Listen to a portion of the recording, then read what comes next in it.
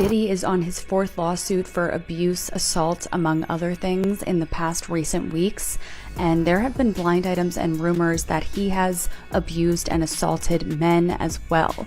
Here is a new blind item.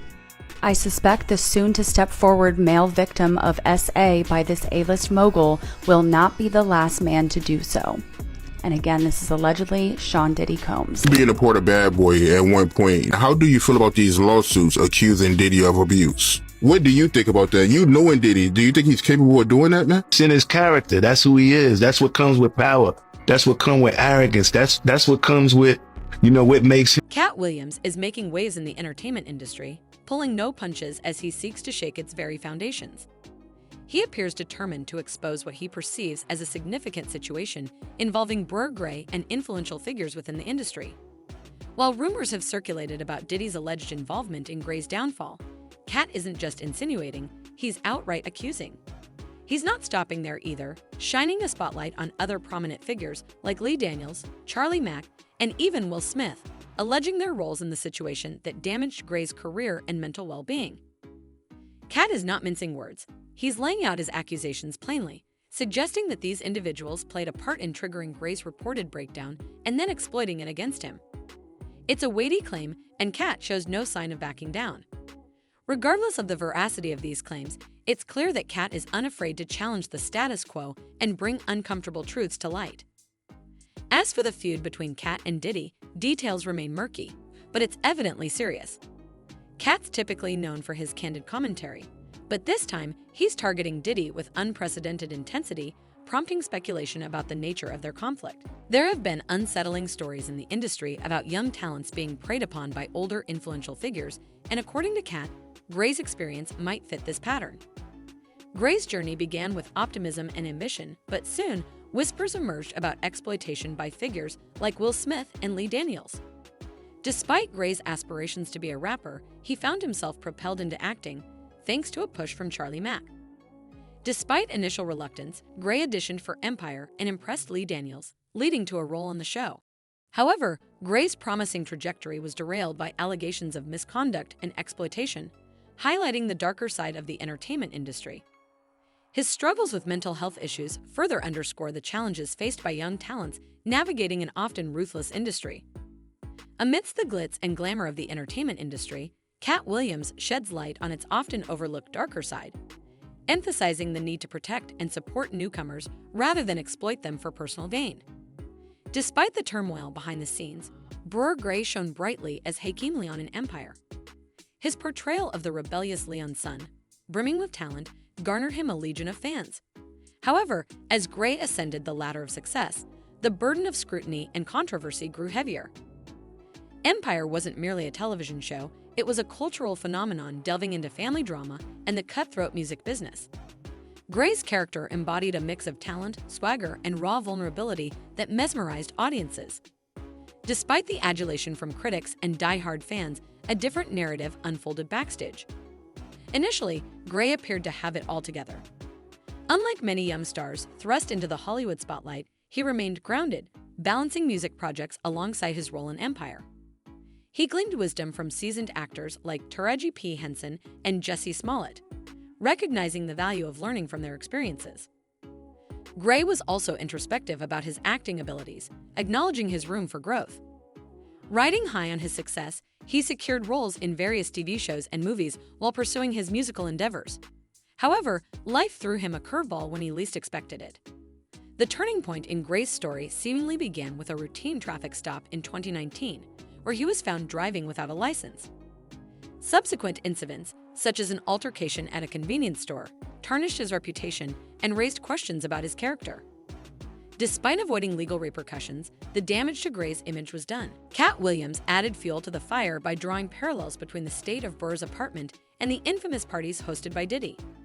He speculated that Bryshere might have gleaned insights from rubbing shoulders a bit too closely with Diddy and his entourage. Fast forward to July 2020, when Bryshere's then-wife, Candace Jamar, made shocking allegations of domestic violence, claiming Bryshere had become physically abusive during a confrontation about alleged infidelity. The situation escalated to the point where Candace sought help from a passerby, leading to a 9-hour standoff with the police. Bryshere faced serious legal consequences, including felony aggravated assault charges, misdemeanor assault charges, and disorderly conduct charges. His mugshot went viral, sparking rumors about possible drug use, though Bryshere remained tight-lipped about the speculation. Candace dropped another bombshell, revealing Bryshere's diagnosis of bipolar disorder and ADHD, which he refused to address with treatment or medication. The aftermath of the incident was bewildering, with Bryshere's lengthy police interrogation resembling a soap opera, full of plot twists and erratic narratives. Despite pleading guilty to felony aggravated assault charges, Bryshere's troubles persisted. In October 2022, he faced another domestic disturbance call, resulting in further domestic violence charges from a woman claiming to be his girlfriend. This violation of his probation landed him back behind bars, exacerbating the negative press surrounding him. Katt Williams' perspective on Bryshere's downfall diverges from the official narrative, suggesting that powerful figures in the industry treated Bryshere as their personal pawn. Katt pointed fingers at director Lee Daniels, known for his controversial remarks about preferences for younger men, hinting at a darker underbelly within the industry. Let's pause for a moment and delve into the significant age difference between Lee Daniels and his partner, Jael Fisher. There's a staggering 22-year gap between them, a fact that raises eyebrows. Their relationship began when Fisher was in his late 20s and Daniels was already in his late 50s, a dynamic that can prompt discomfort for some. Katt Williams highlighted a particular instance where Daniels made a comment about staying youthful by dating younger men, jokingly attributing his appearance to sucking baby's blood. This remark stirred unease among many, leading to speculation about potential darker undertones, which Katt dismisses as absurd. In another instance, during an interview on The Breakfast Club, Daniels exchanged flirtatious looks with Bryshere Gray, prompting observation from Katt.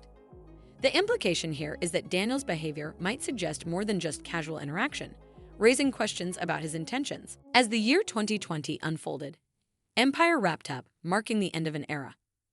As Bryshere contemplated a change of scenery, he was blindsided by a lawsuit from his landlord alleging damages exceeding $26,000.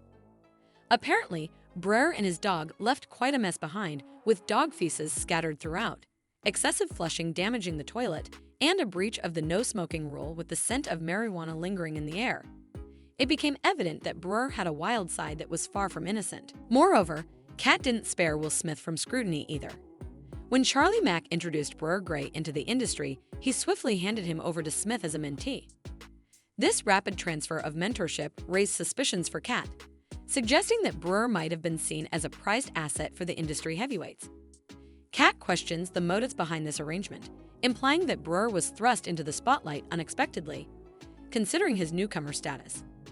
With zero acting experience to land a leading role in a major hit show, I mean seriously, no acting classes, no prior gigs, yet suddenly, he's front and center on a show produced by Lee Daniels. Who's got a track record that raises some serious eyebrows? The pieces of this puzzle are starting to fit together a little too snugly.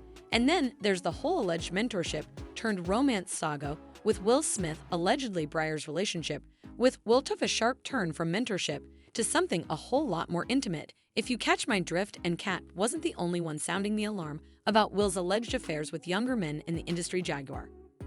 Wright stepped up to spill the tea, claiming that Will has a pattern of mentoring these guys only to allegedly coerce them into relationships that leave them traumatized. It's a disturbing revelation that adds another layer of complexity to Bryshere's story, and young men have left their house screaming to get away from them in their mentorship.